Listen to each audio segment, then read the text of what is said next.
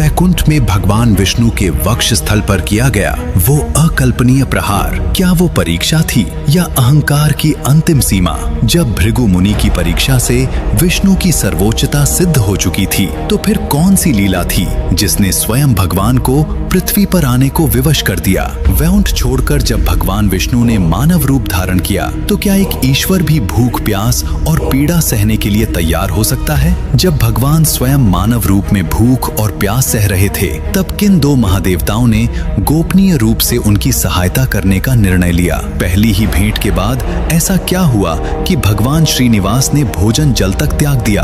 भविष्य बताने वाली सोझी के वेश में छिपा वो कौन था जिसने विवाह से पहले ही विधाता का रहस्य खोल दिया? विवाह के लिए भगवान श्रीनिवास ने किस देवता से इतिहास का सबसे अनोखा ऋण मांगा? और क्यों कहा जाता है कि यह ऋण समझौता कलयुग के अंत तक चलने वाला है? जब दो देवियों के बीच प्रश्न खड़ा हुआ, तो भगवान श्रीनिवास ने स्वयं को ही क्यों त्याग दिया? और क्यों आज भी वे तिरुमला में साक्षात विराजमान हैं? आज इन्हीं सारे सवालों के जवाब जानने की कोशिश करेंगे। संसार के कल्याण हेतु सरस्वती नदी के पावन तट पर एक अत्यंत विशाल और अलौकिक यज्ञ का आयोजन किया जा रहा था। महर्षि कश्यप की देखरेख में दुनिया भर के महान ऋषि मुनि इस महायज्ञ में आहुतियां दे रहे थे। लेकिन यज्ञ की धधकती अग्नि के बीच अचानक एक ऐसा गहरा प्रश्न गूंज उठा जिसने वहां मौजूद हर एक विद्वान को गहरे विचार में डाल दिया। प्रश्न ये था कि त्रिदेवों ब्रह्मा, विष्णु और महेश में से वास्तव में वो कौन है जो सत्व,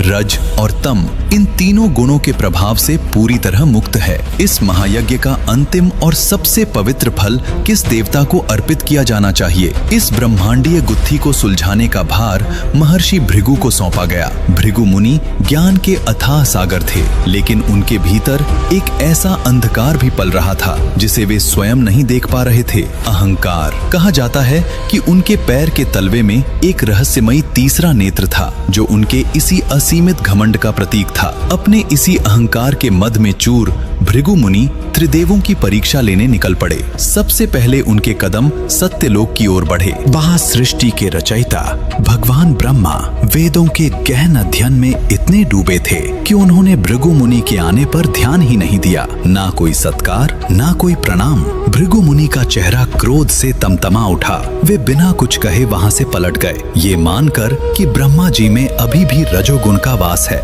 इसके बाद उनका क्रोधित रूप कैलाश पर्वत की बर्फीली वादियों में पहुंचा। वहां का दृश्य और भी संवेदनशील था। भगवान शिव और माता पार्वती एकांत में बैठे संवाद कर रहे थे। भृगु मुनि के अचानक वहां पहुंच जाने से शिव जी की निजता भंग हुई। महादेव का क्रोध इतना भयंकर था कि उनका तीसरा नेत्र बस खुलने ही वाला था, लेकिन ऐन वक्त पर माता पार्वती ने स्थिति को संभाल लिया। अपमान की आग में जलते हुए भृगु मुनि वहां से भी लौट आए। अब उनकी अंतिम मंजिल थी वैकुंठ धाम। ये वो स्थान था जहां केवल परम शांति, अनंत आनंद और सात्विक ऊर्जा का वास था। क्षीर सागर में शेषनाग की शैया पर भगवान विष्णु गहरी योग निद्रा में लीन थे और जगत जननी माता लक्ष्मी बड़े ही प्रेम से उनके चरण दबा रही थी। भृगु मुनि वहां पहुंचे, लेकिन विष्णु जी ने अपनी आंखें नहीं खोली। ब्रह्मा और शिव से मिले तिरस्कार ने भृगु मुनि के भीतर पहले ही ज्वालामुखी भर दिया था और अब विष्णु जी की इस शांति ने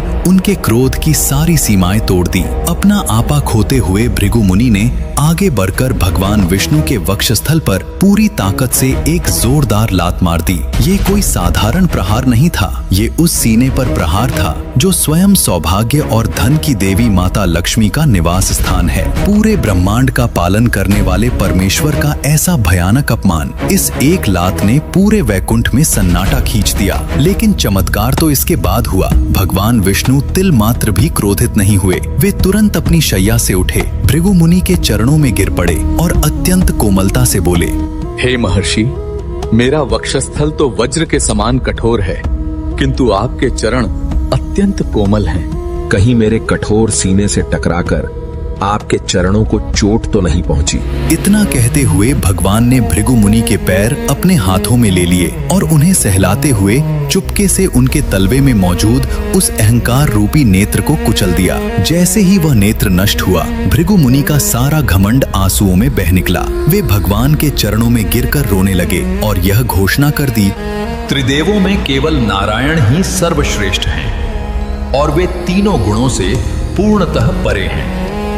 भगवान की महानता तो सिद्ध हो गई, लेकिन इस घटना ने एक ऐसे भयंकर तूफान को जन्म दे दिया जिसकी कल्पना स्वयं देवताओं ने भी नहीं की थी। भृगु मुनि का वो प्रहार सीधे भगवान के वक्ष स्थल पर हुआ था, जो माता लक्ष्मी का घर है। लक्ष्मी जी के लिए ये केवल भगवान का अपमान नहीं था, ये उनके अपने सम्मान, उनके अस्तित्व पर एक सीधा हमला था। जिस जगह उनके पति ने उनके सम्मान की रक्षा के बजाय अपमान करने वाले के चरण छुए हों, वहां रुकना उन्हें स्वीकार नहीं था।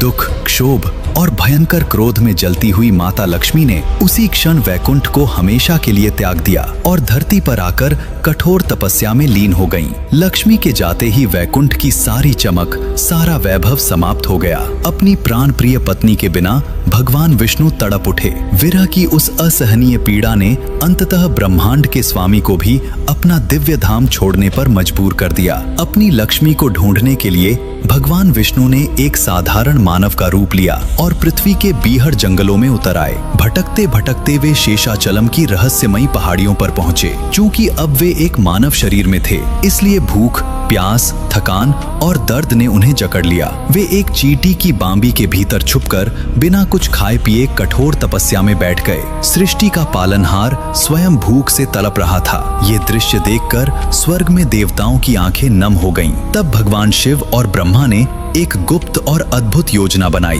ब्रह्मा जी ने एक अत्यंत सुंदर और चमत्कारी गाय का रूप धारण किया और शिव जी बन गए उस गाय के छोटे से बछड़े। सूर्य देव ने एक साधारण ग्वाले का रूप लिया और उस दैवीय गाय बछड़े को उस समय के चोल राजा को सौंप दिया। अब हर दिन एक रहस्यमयी घटना घटने लगी। वो चमत्कारी गाय जंगल में चरने तो जाती, लेकिन मौका पाते ही अपने झुंड से अलग हो जाती और सीधे उस बांबी के पास पहुंच जाती जहां भगवान विष्णु तपस्या कर रहे थे। गाय अपने थनों से दूध की एक अमृत धारा उस बांबी के भीतर बरसा देती। उसी दूध को पीकर भगवान अपनी भूख शांत करते। लेकिन जब शाम ढलती और गाय महल लौटती तो उसके थनों में दूध की एक बूंद भी नहीं बचती। लगातार कई दिनों तक जब रानी को दूध नहीं मिला तो उसका माथा ठनका। उसने ग्वाले को कड़ी चेतावनी दी कि अगर कल दूध का रहस्य नहीं खुला तो उसे कठोर दंड मिलेगा। अगले दिन ग्वाला छुपते छुपाते गाय के पीछे पीछे घने जंगल में गया। वहां उसने जो नजारा देखा उससे उसके होश उड़ गए। गाय एक मिट्टी की बांबी पर खड़ी होकर अपना सारा दूध बहा रही थी। ग्वाले का खून खौल उठा। उसने बिना कुछ सोचे समझे अपनी भारी कुल्हाड़ी उठाई और गाय के सिर पर पूरी ताकत से एक जानलेवा वार कर दिया। लेकिन कुल्हाड़ी गाय को छू भी नहीं पाई। उसी क्षण बांबी को चीरते हुए भगवान श्रीनिवास बाहर आ गए और कुल्हाड़ी सीधे उनके सिर पर जा लगी।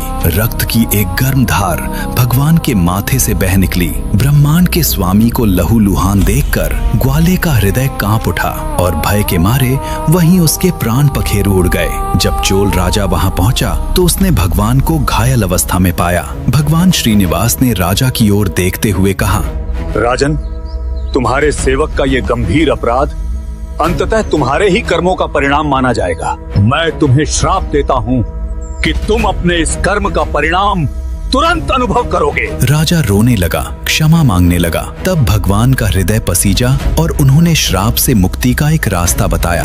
भविष्य में जब मैं आकाश राजा की पुत्री से विवाह करूंगा तब तुम्हें मुझे एक स्वर्ण मुकुट अर्पित करना होगा।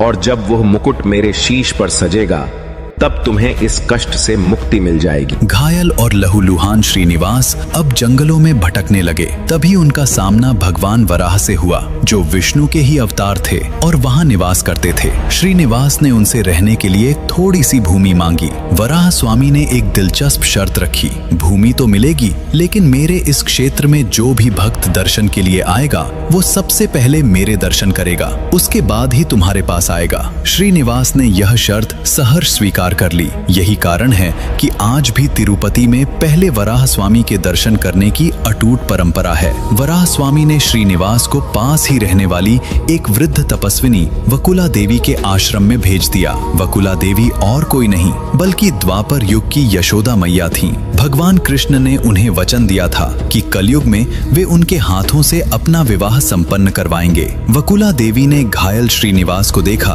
तो उनके भीतर की ममता का सागर छलक उठा। उन्होंने श्रीनिवास को अपने पुत्र के रूप में स्वीकार कर लिया। समय का पहिया घूमा और कहानी ने एक नया और खूबसूरत मोड़ लिया। पास ही के राज्य के चंद्रवंशी राजा आकाश को कोई संतान नहीं थी। वे संतान प्राप्ति के लिए खेत जोत रहे थे। तभी उनके हल की नोक एक कठोर वस्तु से टकराई। वहां मिट्टी के भीतर से 1000 पंखुड़ियों वाला एक विशाल सोने का कमल खिला, जिसके बीच एक अत्यंत दिव्य कन्या लेटी हुई थी। ये कन्या साक्षात देवी लक्ष्मी का अवतार थी। राजा ने उसका नाम रखा पद्मावती। समय बीतता गया और पद्मावती बड़ी हो गई। एक दिन भगवान श्रीनिवास जंगल में शिकार के लिए निकले। एक जंगली हाथी का पीछा करते करते वे एक अत्यंत सुंदर बगीचे में पहुंचे, जहां राजकुमारी पद्मावती अपनी सखियों के साथ खेल रही थी। अचानक उस हाथी ने वहां उत्पात मचा दिया। चीख पुकार मच गई। तभी श्रीनिवास ने आगे बढ़कर एक पल में उस विशालकाय हाथी को काबू कर लिया। जब धूल छटी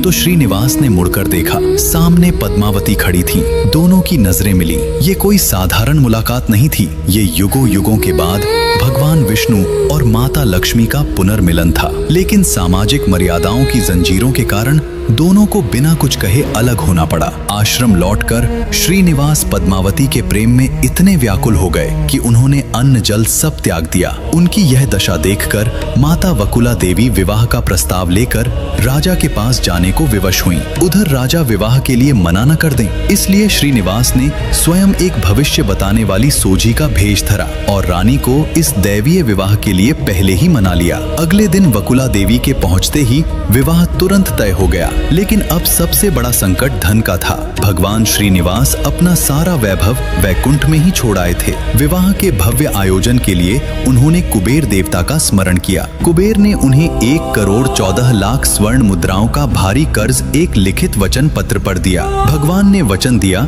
कि कलयुग के अंत तक वे इस ऋण का केवल ब्याज चुकाएंगे और उनके भक्तों द्वारा दिया गया दान इसी काम में लाया जाएगा। कुबेर के धन से अत्यंत भव्य विवाह संपन्न हुआ और सब कुछ आनंदमय था। लेकिन जल्द ही ब्रह्मांड की सबसे बड़ी उथल पुथल शुरू हो गई। देवर्षि नारद से इस विवाह की सूचना पाकर माता लक्ष्मी भयंकर क्रोध में तिरुमला पहुंच गईं। वहां पद्मावती और लक्ष्मी जी के बीच अधिकारों को लेकर भीषण विवाद छिड़ गया। इस टकराव को देखकर और कलयुग के मानवों के कल्याण हेतु भगवान श्रीनिवास पीछे हटे। उन्होंने अपनी आंखें बंद की और देखते ही देखते उनका दिव्य शरीर एक काले पाषाण की मूर्ति में तब्दील हो गया। भगवान को निर्जीव पाषाण में बदलते देखकर दोनों देवियों का सारा क्रोध आंसुओं में बह गया। वे समझ गईं कि यह भगवान की ही लीला है। अपने स्वामी के इस बलिदान को देखकर दोनों देवियों ने भी हमेशा के लिए पाषाण रूप धारण कर लिया और भगवान के वक्ष स्थल पर विराजमान हो गईं। मित्रों, इस तरह समाप्त होती है आज की विलक्षण पौराणिक कथा। अगर आपको यह कहानी अच्छी लगी हो तो लाइक और कमेंट करके अपना प्रेम जरूर बताइए। ऐसी ही और पौराणिक कहानियों के लिए दैविक कथा चैनल को सब्सक्राइब करें। जल्द मिलेंगे एक नई अद्भुत कथा के साथ। जय श्री राम।